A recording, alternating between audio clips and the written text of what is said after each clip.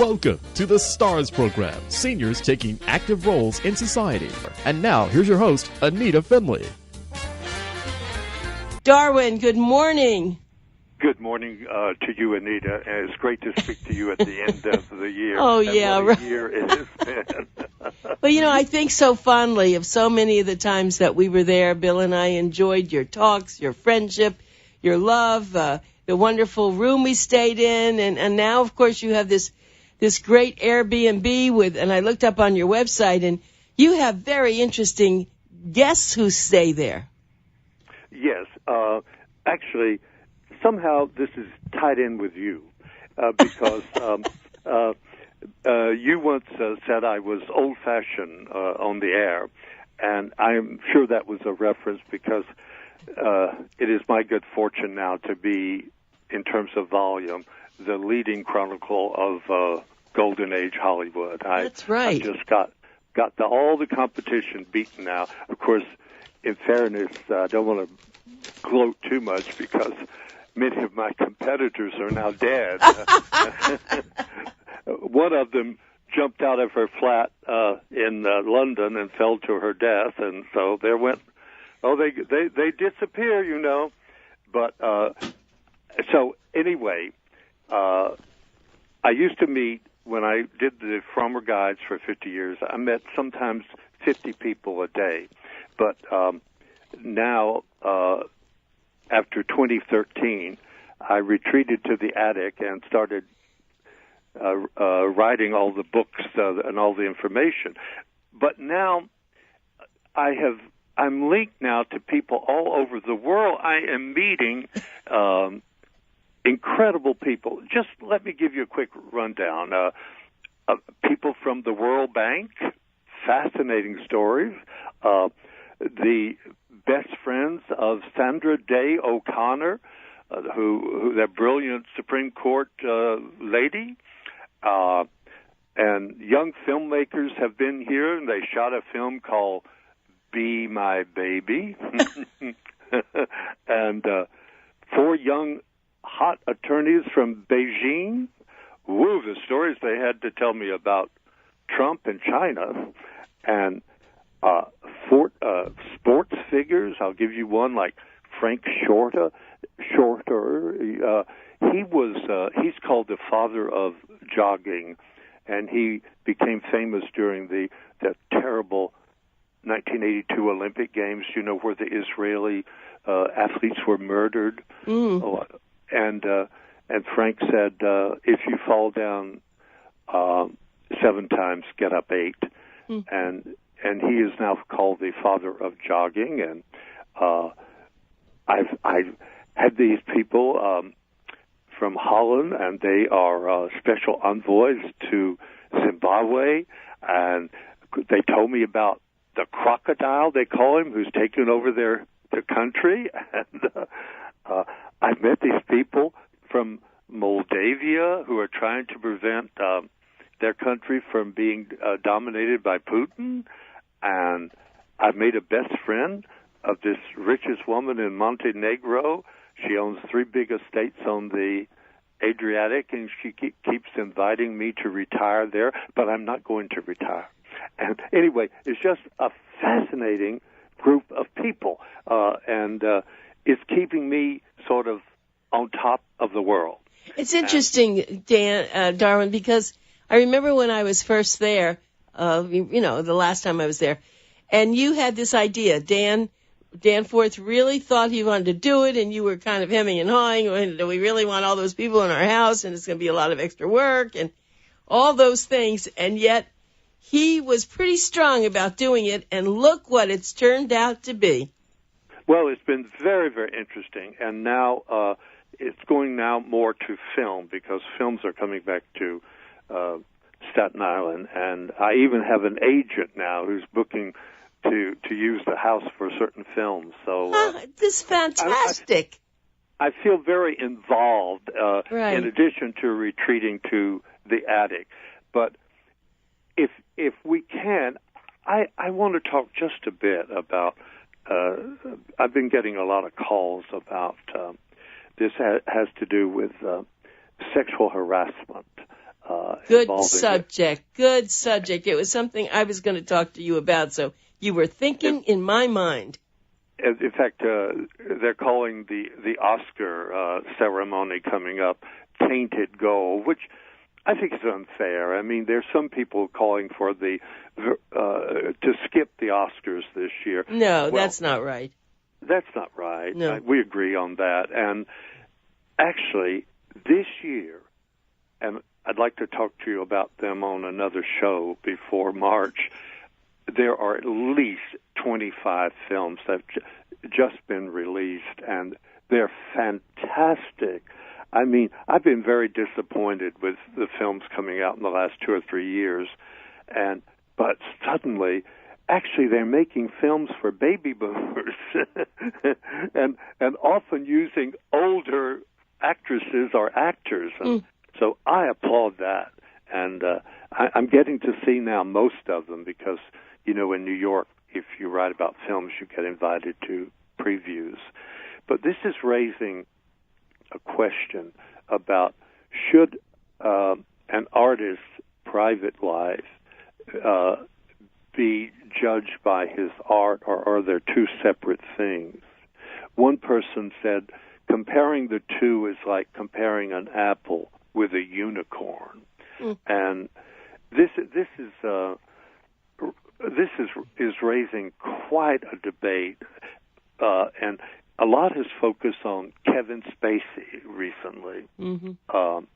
I binge watched House of Cards, his TV series, and in fact, I fell so in love with the program that I got the English version of House of Cards, and I'll just real quick encapsulate what happened to him. He had just made a film about the kidnapping of John Paul Getty III, the grandson of the richest man in the world. Right, exactly. And he refused Mr. Getty refused to pay because he said, I have many grandchildren or children, and this will make me, all of their lives will be threatened. And he didn't relent even when they cut off the young man's ear and sent it to him in Italy. Now, Kevin, whom I met on 3 or 4 different occasions and admire greatly, he's been accused of harassing young men. So what the producer of that film did, he yanked him from it and hired 88-year-old Christopher Plummer and had to reshoot all the scenes with Spacey, and they put in Plummer. Plummer is getting rave reviews. In fact, another embarrassment to Mr. Spacey is they're saying Plummer made Getty more of a human being, more sympathetic. But I've never heard of that kind of thing. And then, of course, he's been yanked from House of Cards. But last night, I saw what may be Kevin Spacey's last film, and it was brilliant. It was called, I don't know if you've seen it, Rebel in the Rye. No, I didn't see that. It was based on the life of J.D. Salinger. And, God, in the 50s, you couldn't get in. That's all we talked about for a while was Catcher in the Rye. It sold, I looked it up, it sold 65 million copies. And now that's unheard of. And, well, not unheard of. But it's selling now at the rate of $250,000 a year, and in that movie, Spacey plays a kind of sort of a closeted homosexual who I think may be in love with Salinger, but it's all very tastefully done. And he is the one, this agent kind of man, who inspired the character of Holden Caulfield. And oh my God, I mean, Holden Caulfield now is one of the major fictional characters in the history of the world. And so at least I got to see Kevin Spacey in that final movie.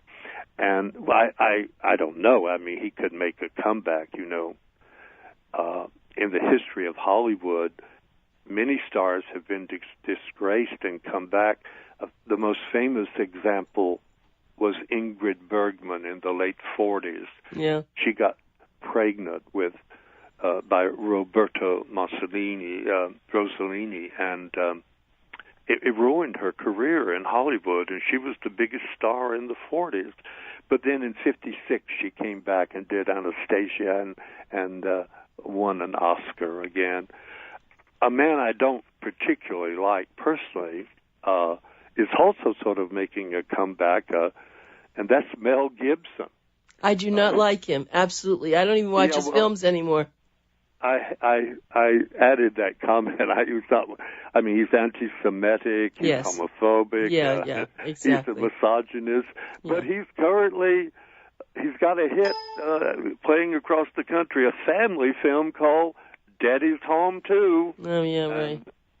Now, let's get back, though. I would like to get back to because I was going to ask you that question. You've been around these wonderful, wonderful, the people who are the movie stars. You've been around TV. You've been around so much. Did you know that a lot of this was happening?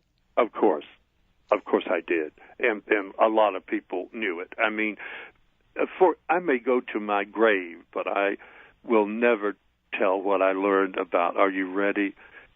Fred Astaire, Cary Grant, and Clark Gable.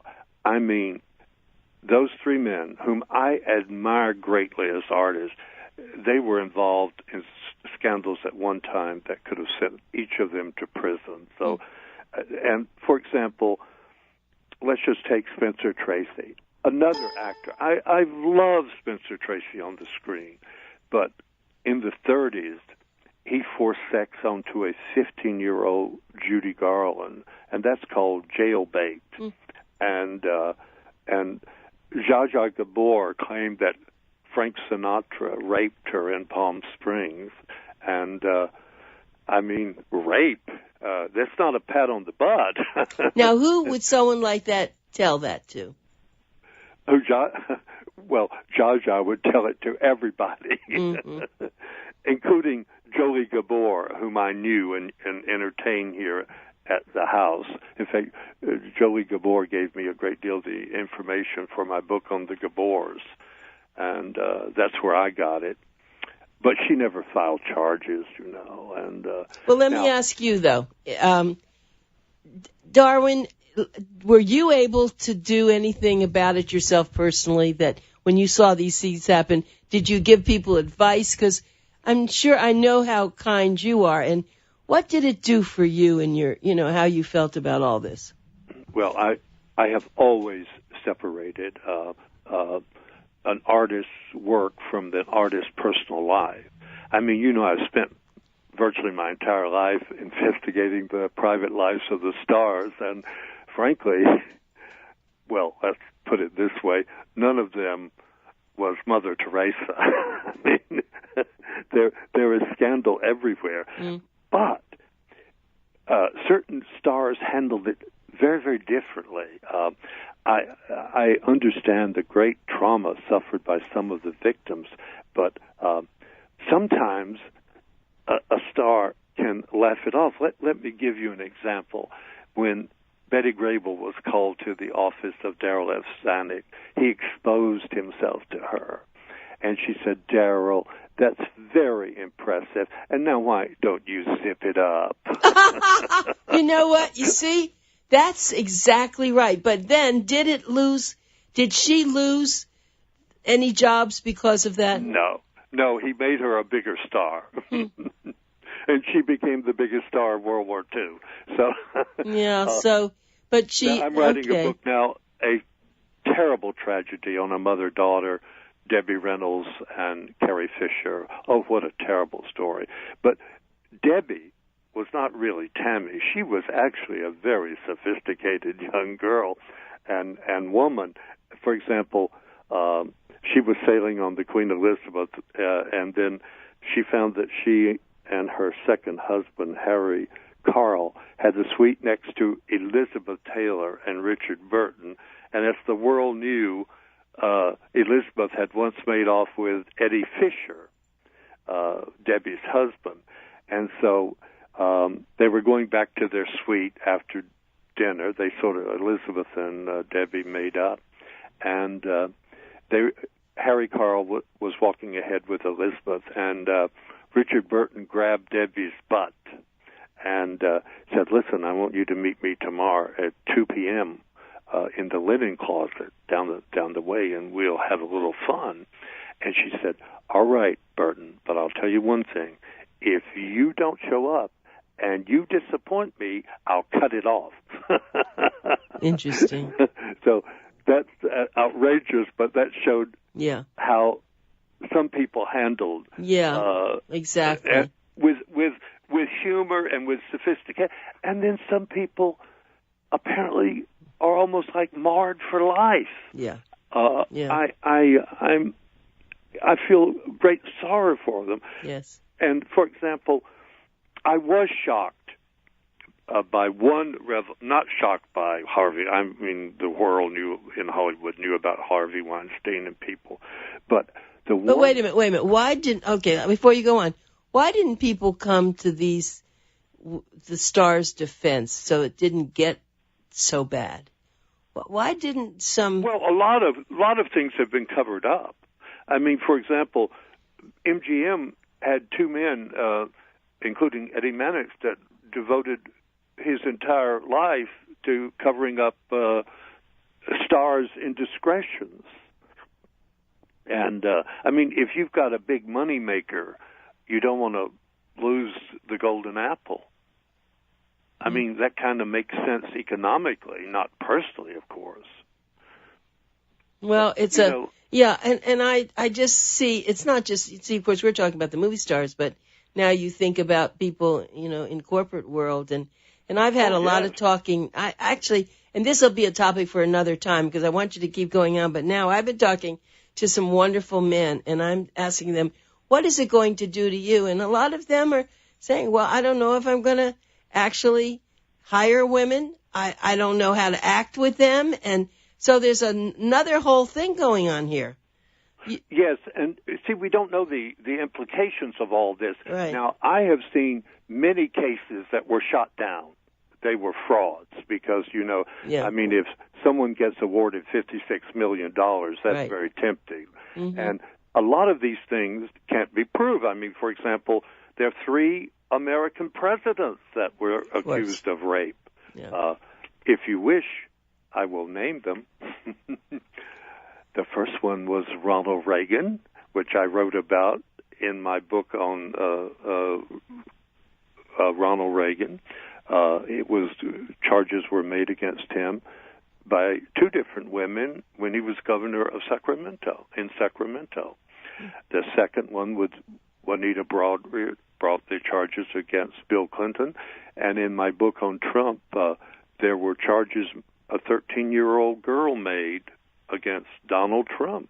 So whether true or not, the charges of sexual harassment begins at the very top and then works its way down to being a waitress in a diner, doesn't it?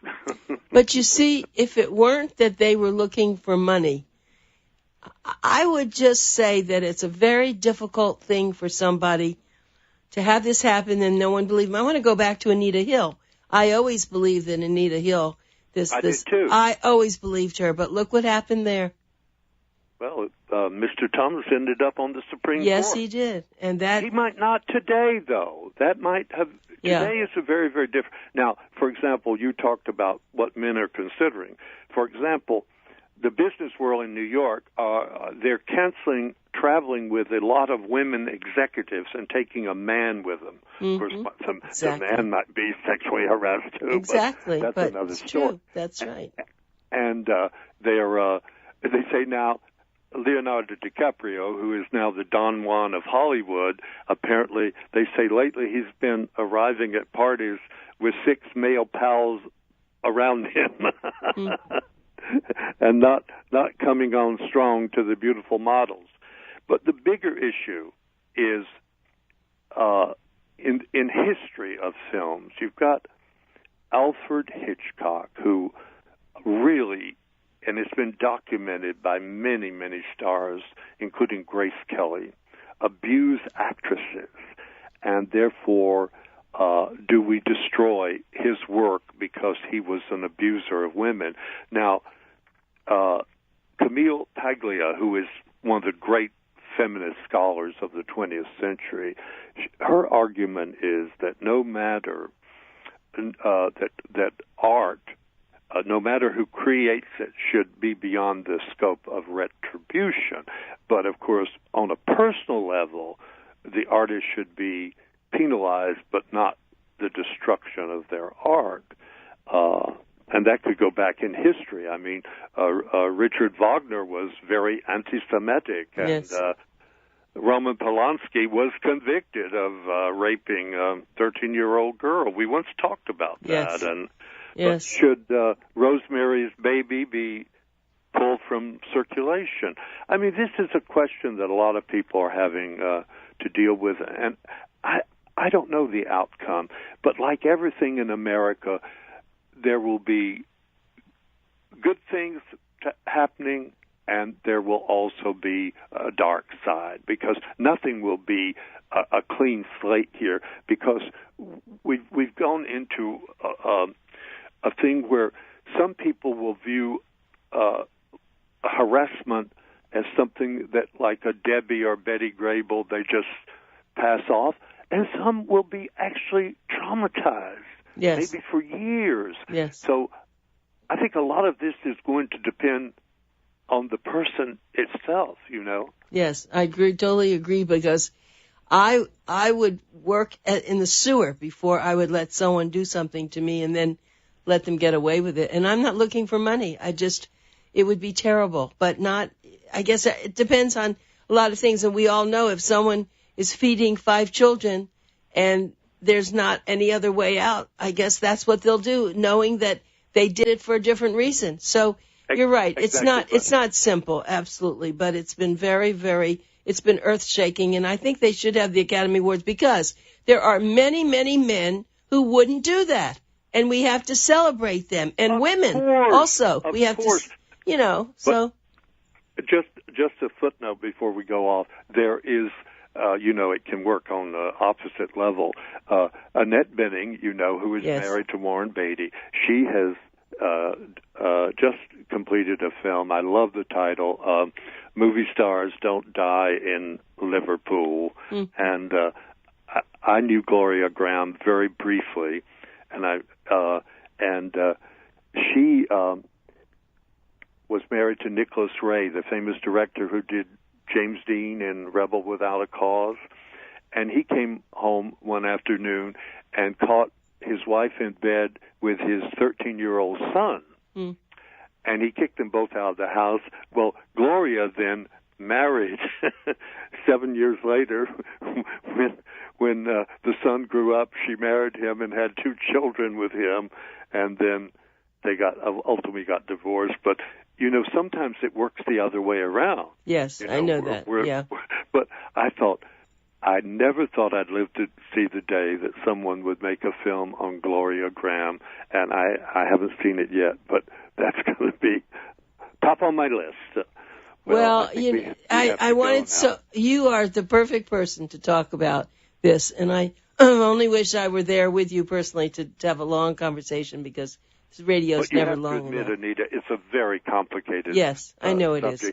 And it will affect, I think it will affect this country in a very real way, and starting with the President of the United States yes. and going on down. I mean, yes. I think some change is going to happen, but we don't know what it is yet. And, you know, we never even discussed the wives or the husbands of the people who really did these things. We don't even hear from them. You can imagine what they're feeling. Anyway, like Bill Cosby's wife. Yes, think about all this. And she supports him, you know, but yet it must be terrible for the whole family. And it really is an illness. See, that's the way I feel about it.